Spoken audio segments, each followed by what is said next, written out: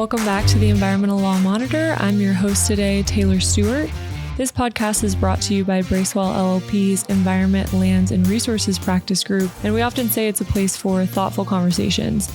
Our conversations range from the latest developments to perennial topics like litigation, enforcement, and compliance assurance. We're glad you're spending some time with us today. And today I'm here to discuss a topic that isn't environmental specific, but it is one that is near and dear to my heart that I get questions about a lot. Today we're discussing clerkships, what a clerkship is like, how they benefit you as a lawyer, and whether to clerk. We thought this topic would be great for our Environmental Law Monitor listeners because the most common question I get as an environmental lawyer from law students and particularly junior lawyers is, why did you clerk if you were interested in becoming an environmental lawyer and practicing regulatory law? So I thought it would be really fun to ask two other attorneys at Bracewell who have clerked to discuss these topics and help law students or attorneys reach an answer on this critical question, to clerk or not to clerk. So today I'm joined by Jeff Oldham and Anouk Nouet. So Jeff is a partner in our Houston and Austin offices.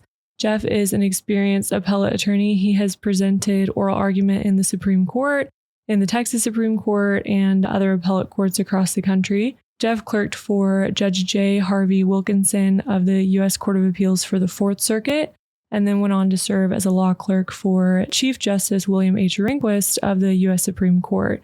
And we're also joined by Anouk Nouet, who's a second-year associate in Bracewell's Washington, D.C. office. Anouk interned for EPA and Valero while she was in law school, and then went on to complete a 2-year clerkship for the Honorable Carolyn Mihalchik of the Middle District of Pennsylvania. Anouk joined the firm last October, and she's now an associate in our environmental group. So Jeff and Anouk, thank you so much for joining us today. Thanks for having me. Thanks for having me. Of course. We'll just kick it off talking about the daily life of a clerk. Between all of us, we've clerked in each level of the federal court system. So Anouk for a federal magistrate, me for a federal district judge. I clerked in the Southern District of Texas in the McAllen Division for a year after law school. And then Jeff at the Court of Appeals and the U.S. Supreme Court. So, maybe starting from the top with Jeff, can you tell us what your clerkships were like? What did a typical day look like in the Fourth Circuit? So in the Court of Appeals, I guess in terms of a typical day, what it felt like is working in a small office environment because chambers tend to be a judge and then a couple of clerks. And so your coworkers, so to speak, it's a real intimate environment and you're working very closely with your judge. You're working very closely with your co-clerks. So that's sort of the feel of a typical day. In terms of the workload, it's research and writing is the biggest part of it. On the Court of Appeals, we had oral arguments. And so you had half your cases were getting ready for oral arguments, cases that you're reading the briefs and researching the issues and writing a memo for your judge, or for some judges who aren't memo heavy, you're,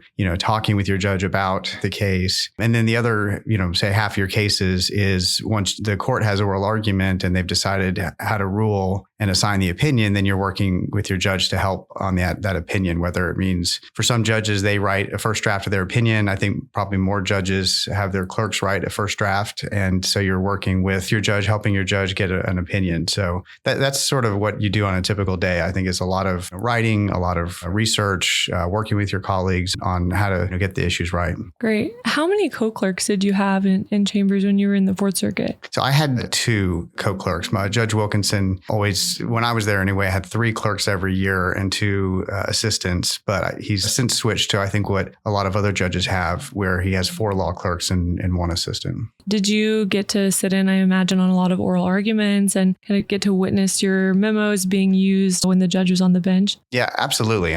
Different judges have different practices in terms of which clerks come to oral argument. For Judge Wilkinson, his chambers are in Charlottesville, Virginia, and the Fourth Circuit sits to hear cases mostly in Richmond, Virginia. So we were able to all go to Richmond, though, and watch as many oral arguments as we wanted and talk to the judge before and afterwards and get a real firsthand experience into kind of what the judge is thinking. So it's very helpful. That is really great. And how did that change? I imagine it changed in many ways, but how did it change when you went to the Supreme Court, and maybe tell us a little bit about kind of how you found yourself at the Supreme Court. Well, it's sort of like winning a lottery, right? I mean, it was a privilege to get the opportunity to do it. The main difference between the Supreme Court and the Court of Appeals is you not only have the cases that get argued and decided, what they call the merits cases there, you have the cert process. There are thousands upon thousands of people file writs of certiorari in the U.S. Supreme Court seeking review, and the court gets to decide which cases it takes. And so as a law clerk, in addition to like the merits cases they've decided to take, where you're getting ready for oral argument or getting your justice ready for oral argument, you also just go through so many cert petitions, and that's roughly half your job there. And most of the justices, when I was clerking there, participated in what they call a cert pool, where they take all the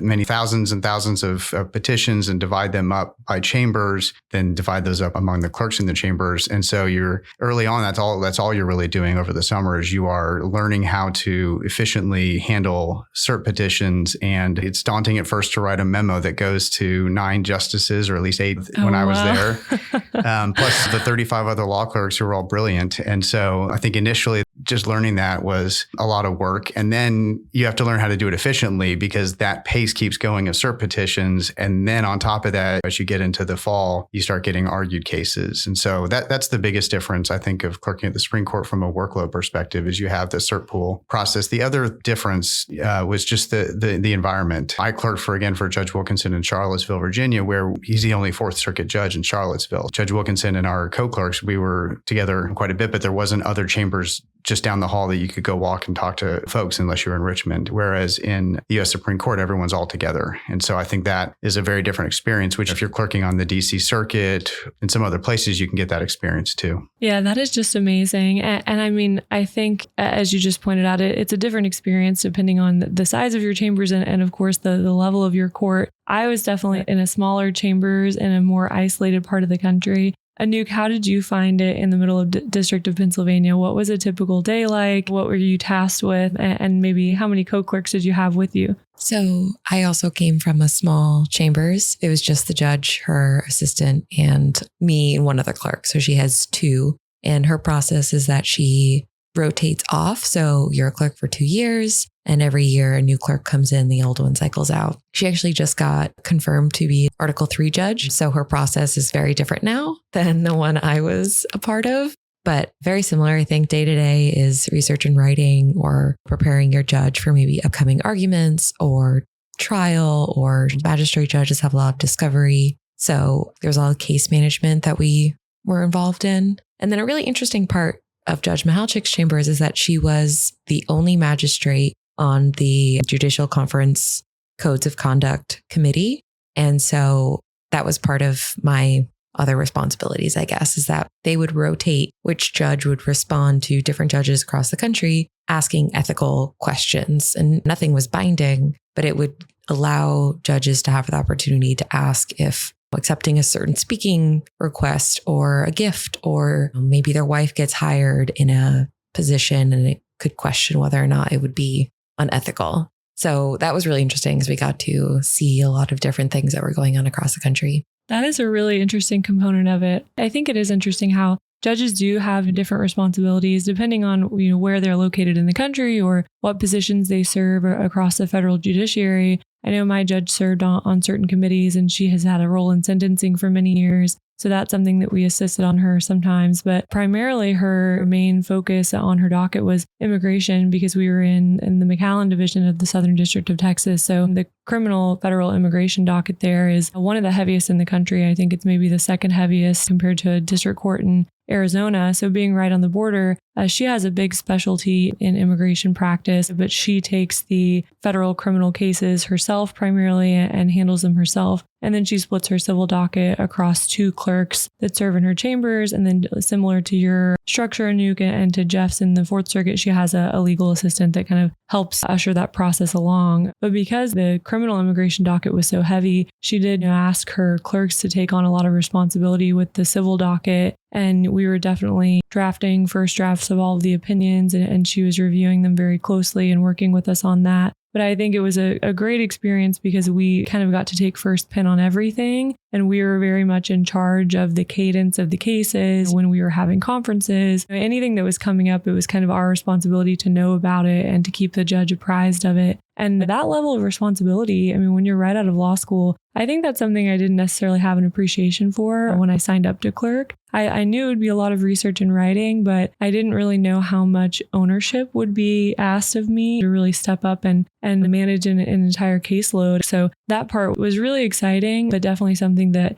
struck me as maybe different from other courts just by the fact that it was located on the border. So yeah, all of that is really great to hear. And maybe that brings us to the question of, whether to clerk and what are the benefits of clerking. Because I think law students specifically are inundated with information about why they should clerk and how they should go about the process. Maybe to Jeff first, having so much experience now as a practitioner, how do you feel your clerkships have benefited your appellate practice? Yeah, there are ways that clerking has helped my career overall, but just in terms of how it's helped specifically my appellate practice, I think a couple things come to mind. One is writing. It made me a much better writer. The year you spend clerking, especially in an appellate court, you both get to see so many briefs. I mean, your job is to read a ton of briefs. And so you see what works, you see what doesn't work. You start to get your own preferences for what kinds of writing or what kinds of style you might, have on your own when you're sort of writing briefs. And so I think just getting to see so much is going to make you a better writer. And then in addition to that, getting to work with your judges I work for are very gifted writers. And so I learned a lot about writing just by having them edit my work and seeing that process. I think researching when you're clerking, you're busy, you're working on a lot of different kinds of cases. And so you just get very adept at being a generalist and just jumping into a matter you've never heard of when that issue comes up in a brief and researching it and having to figure it out. And so I think it definitely has improved that. I think also, other than clerking, there's no way to really see the inside of sort of how judges think. And I think that has helped my appellate practice significantly, just to have seen how judges react to certain arguments or certain styles and have that window into what judges might be thinking. And that really does help in practice because as lawyers, we often have to think about that question and anticipate and then make our arguments most persuasively to judges. And then the last thing I would say is just that the knowledge you gain in the course of doing that, besides improving your research and writing, you learn about practice. If you're a Court of Appeals clerk, you're going to learn about the appellate practice of law procedurally. And then you're also going to get exposure to a lot of different subject matter areas. And so I think that too, it just comes after your clerkship, you're so much more skilled in all those different areas. Yeah, that makes total sense. I feel very similarly about mine. And what you said about understanding the inner workings maybe of the judge's thought process, how they're going to respond to certain arguments, and seeing briefs, reading pleadings, and kind of learning what not to do. Seeing that, seeing those lessons learned by attorneys in live time, I think is really beneficial to a young attorney. Anouk, one of the things I wanted us to talk about a little bit was how it benefits our environmental practice. How do you feel like your clerkships have benefited you now? Having joined the firm and kind of beginning your career, what do you think the benefits are for you now? So unfortunately, there was not a lot of environmental law in the Middle District, Pennsylvania. But I think going to your point, Jeff, two things that you said brought up thoughts that I think are really important. I learned how to jump in the middle of a case and figure out what I needed to know and what I needed to learn to understand the law of what was being argued and ultimately try and get to, the crux of what the dispute is. So that's something that's been really helpful, is moving through the arguments and understanding what really is the dispute here, what truly is the facts that are being disputed. So that's been really helpful. And then I think it's always important to learn how to research and learn how to research well and find the cases that you can distinguish to be more helpful towards your client or to understand what the opposing parties are going to argue. I think it's interesting because when I was a clerk, to your point, when you were discussing kind of seeing pleadings going back and forth, is that personally, I truly became so partial, I guess I would say, towards pleadings that were really backed by case law and proving that your arguments, whether you distinguish something incredibly, that you are proving that your arguments are based in something and that the pleadings that were just more theoretical or hypothetical just never had the strength of the argument. Even if the party didn't even explain the case correctly or fully, it always was stronger when that case law was there or that statute was there. So that's something that I definitely am carrying through into my own practice. Yeah, that's a really good point, Anouk. It reminds you just how important it is to make sure you're relying on authorities and make sure you're citing the rules when you ask things of judges. That was something that always really irked my judge, and she said it publicly that she really wants attorneys to, follow the rules in her jurisdiction, to make sure that they pay close attention to her local rules, and to make sure that they're coming and really bringing substantive arguments to her that she can really consider. And yeah, understanding how a judge is going to respond to something like that, I've always thought is really beneficial. And learning how to adopt someone else's voice. I think that coming into a law firm after a clerkship, that was a really useful skill. Entering chambers, talking to them about what we're trying to accomplish with a certain opinion, what their thought process is behind something, how they would decide the case. That really is instructive in how you write on their behalf. And now, as an associate at a law firm, we work for partners all the time whose voices we're trying to adopt, and we want to deliver something to them that they can look at and say, okay, yeah, this is how I would have written it. You're good to go. You send it out to the client or file it, whatever it might be. And I think that's one of the biggest reasons why the clerkship is very instructive to our practice now. I litigate a little bit now, but I do mostly regulatory work. But even my regulatory work, I think that the tools that I got as a clerk really benefit me. I think that's one of the biggest ones. Just learning how to adopt someone else's voice and being able to put that on paper and give them a product that looks like something that they would write, I think is something that's helpful to me now and that I still try to channel when I can.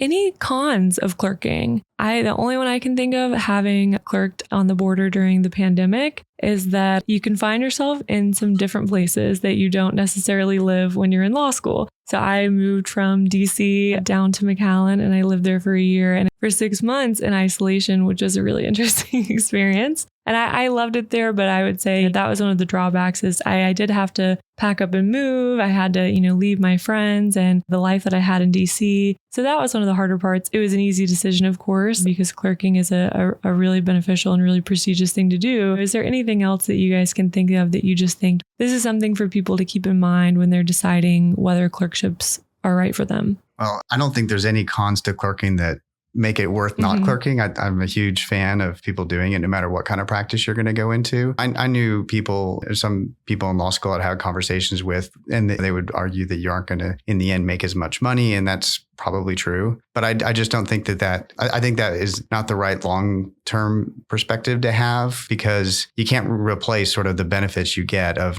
you get a judge who's a lifelong mentor. You get incredible lifelong, hopefully, relationships with your co-clerks, both the clerks that you're working with on a day-to-day basis, but also the broader network of former clerks that you become part of that family. And then as Taylor, you mentioned, it's prestigious. And so it's something that maybe the bonus that you get for clerkship doesn't compensate for the year, differential in salary, but you always have that credential on your resume, which will, I think, help in the future, depending if you're looking for a job or if you are wanting to stand out to a client or to a partner at a firm. It's something that people value and people measure. And I know in our firms, if we have a case that is in front of a particular judge and we're trying to think about how that judge might be thinking about a case, if we have somebody who clerked for that judge or clerked in that court, that's an invaluable thing that firms value. So those are more positives, because I don't really think there's any cons that outweigh it. I do think, of course, you have to be, I'm sure it's true that not every single clerkship experience is a great clerkship experience. There's certain judges maybe who have different work styles or peculiarities that you want to know about. And so I think do your research and make sure that it's going to be a good fit. But I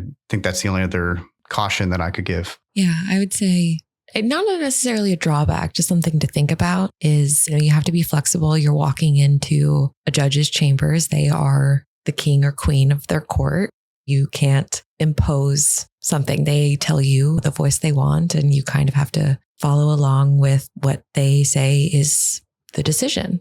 So you have to be flexible in that way and be open to having the criticism in that sense. And then another thing that, again, is not a con, just another thing to be aware of is you don't get credit, right? Your name's not on the paper. No one knows you really exist.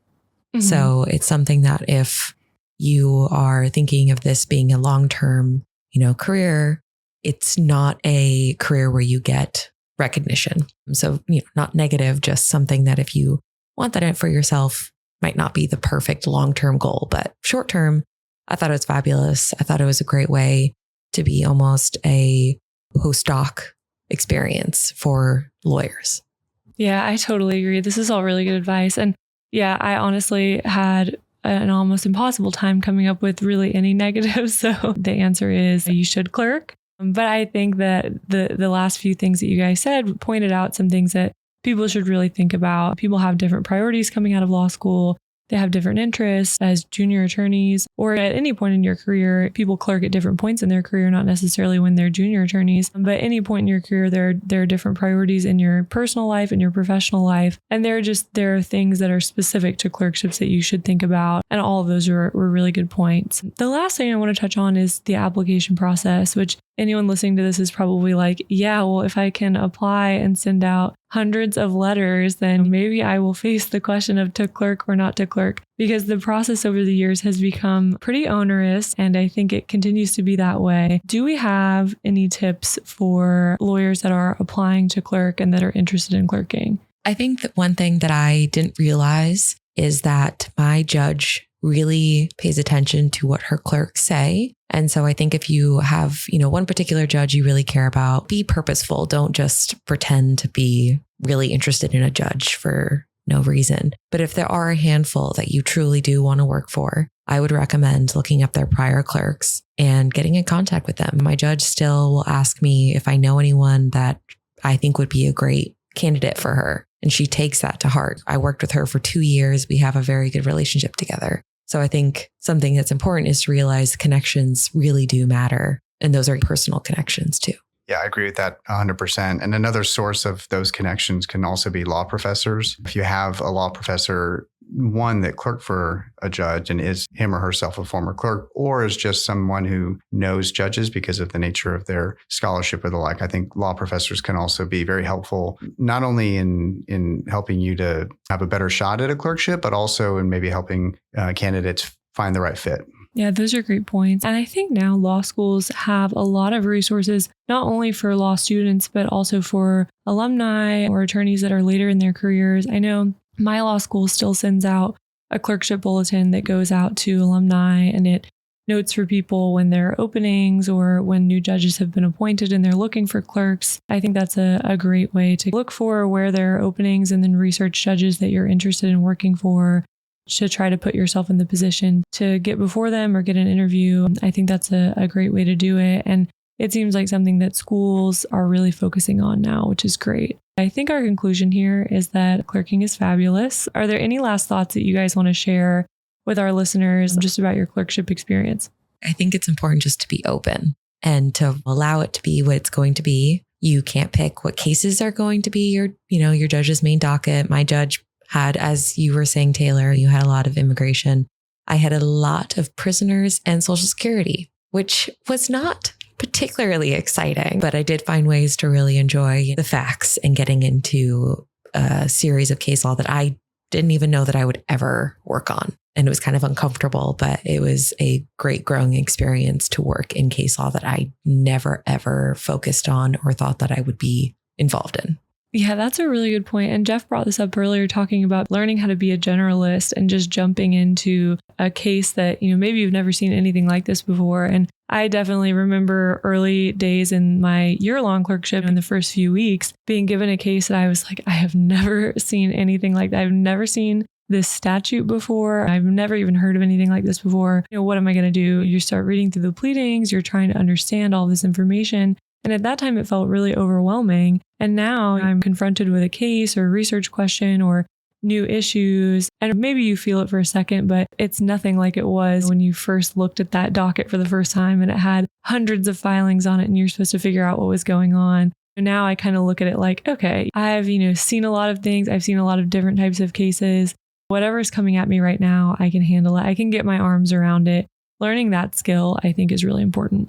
I think the one last thing I would mention is, Taylor, you flagged about there might be some geographical locations maybe that wouldn't be your number one sort of vacation destination. But the way I looked at it is that I was fortunate to be geographically flexible. I was married, but we didn't have kids. And so my wife was totally good with moving anywhere. And so I looked at it as just an opportunity to go live somewhere new for a year, which for me was Charlottesville, which is beautiful. And so I think you can look at it as an opportunity too, just to live somewhere else for a year and experience new things for a year before, settling into practice or whatever you want to go do after the clerkship. Yeah, that's such a good point. I actually really ended up enjoying where I ended up living. And now I have an entire network of people at a court and in a different city.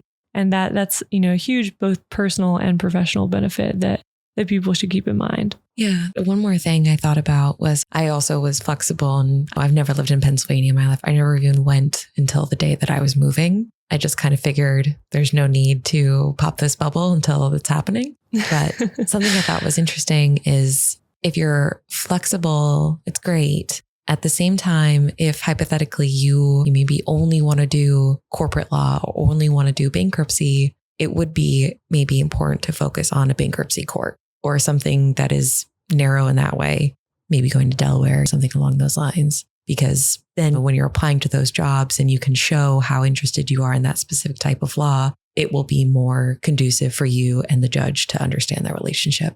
Yeah, that's a really good point, Anouk. Finding a court that's maybe if they specialize in your subject matter area.